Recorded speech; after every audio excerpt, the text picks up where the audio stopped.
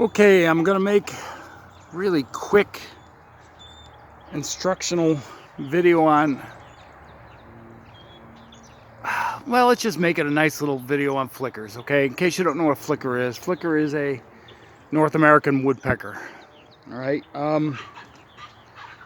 There's basically two types. There is a yellow shafted, red shafted. Red shafted, I believe, is west of the Mississippi River. Yellow shafted is east of the Mississippi River, and probably in the desert regions there's a couple subspecies and whatever, but altogether it's called a northern flicker. And this is a flicker box. You can see that here's my stairs, my ladder. So this is how I maintain it. I threw this box together out of scrap lumber. 2x2s, actually, 8 by, no, what is that? 10 by 2s. And I just threw this together. Nothing fancy, some hinges, some clasp blocks. And I usually get flickers nesting in this every year. 2.5 inch diameter hole. Okay, now they like what's called a grandfather clock type nest box, which means it's long. I believe I made this to be 3 feet. Okay, and this is the lid. And I was just cleaning it out. If you look in there, look how it's been excavated. Look at they beat the hell out of the inside of this wood. You fill the box up all the way with shavings, all the way. And they excavate it to their liking. So I cleaned out the nasty stuff. And I think it's to about down here, I think. They excavated it out 2 feet down. So I'm going to fill it up with shavings all the way up here and let them excavate it. And by doing it, see, flickers don't make a nest. Woodpeckers in general don't make a nest at all, per se. They are cavity builders. They will find a dead tree that they can drill a hole into and dig it to their liking. Flickers are well known for using nesting boxes. A couple biplanes flying over. So they don't make a nest per se. They don't bring in nesting material. What they do is they excavate a wood cavity and they just lay their eggs on the wood debris on the inside of a hollow tree.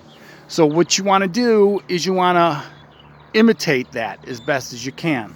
So what I'm doing is I got a bag of pine shavings here. Use pine shavings, don't use cedar shavings, use pine shavings.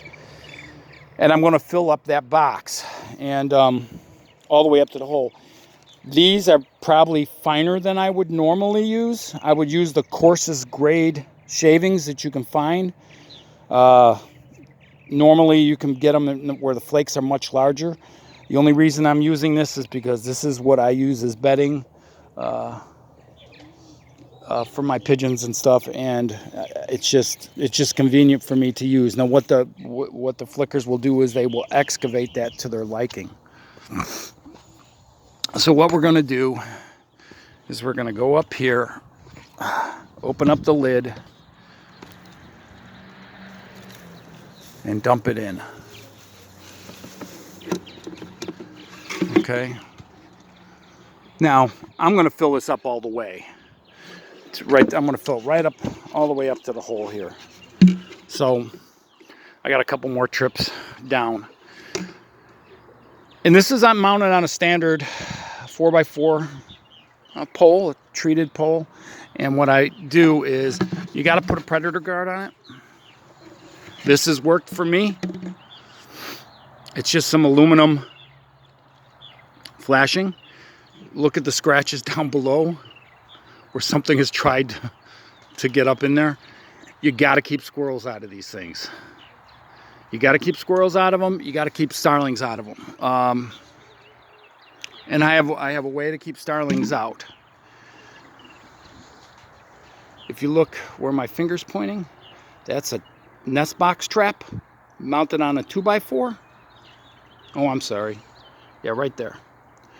And what I do is if there's a pair of starlings that are showing interest in there, if I can't shoot them off, I would prefer to shoot them off because it's just quicker and easier. I'll come over here, I'll grab that box, I'll stick it up in front of the hole, and I'll screw it to the front and wait till I catch both of them. And you do that early in the morning because starlings play their games early in the morning. And so like if you come out in the evening, like this time, late in the evening, and you put that box up, that trap, set it for the morning, you'll get it in the morning. But you got to kind of pay attention, particularly if you have flickers showing interest in the box. I don't generally put the box up until I hear a male flicker in the neighborhood calling. Go on the Cornell Bird website, you can find out what a flicker sounds like if you're not familiar with it. It's like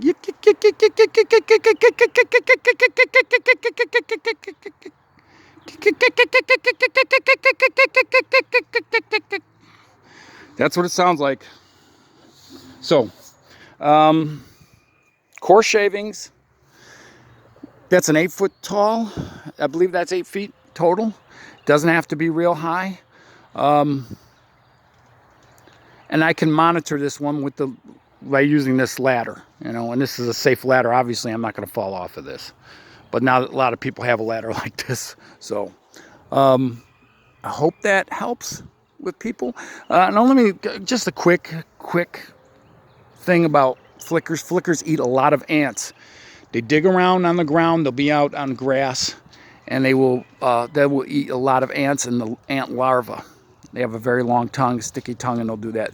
Looking more so than any other woodpecker. They feed on a lot of ants. So no pesticides, folks. If you really want to help things, don't use pesticides. I mean, I got weeds all over the damn place. I'm not happy about it. I just keep everything cut. I got Creeping Charlie coming in here. I hate it. But I generally do not. I can't poison the lawn. I got chickens here. But even ants and insects, the bird, and I just heard a bluebird here, which I'm pretty excited about because I never get bluebirds in April. And there was a bluebird here. I heard him calling a couple minutes ago. So in the meantime, and I got to put up a couple more bluebird houses just to make sure that they got something to choose from. And the chickens are in the chicken tunnel, if you can see. So anyway, that's another quick video on flickers. Flickers are wonderful birds. Flickers numbers have declined drastically because starlings are a direct competitor for their nest boxes. And what starlings will do is they'll watch a pair of flickers excavate a cavity, and then when they're done with it, they will throw the flickers out. The flickers will try to defend it, even though they're a much bigger bird, but the starlings are much more aggressive. And starlings know how to kill things, and it's not uncommon for starlings to kill flickers. 2 years ago, I got flickers nesting in here. They laid eggs. One starling in one morning destroyed their nest, and then they moved over to the log that I have behind there. You see the log that I just did a video on? So the flickers ended up moving there. It only takes one starling. It doesn't take a pair of them. It just takes one. And if you're not paying attention, I mean, you got to stay on it. So anyway, till next time.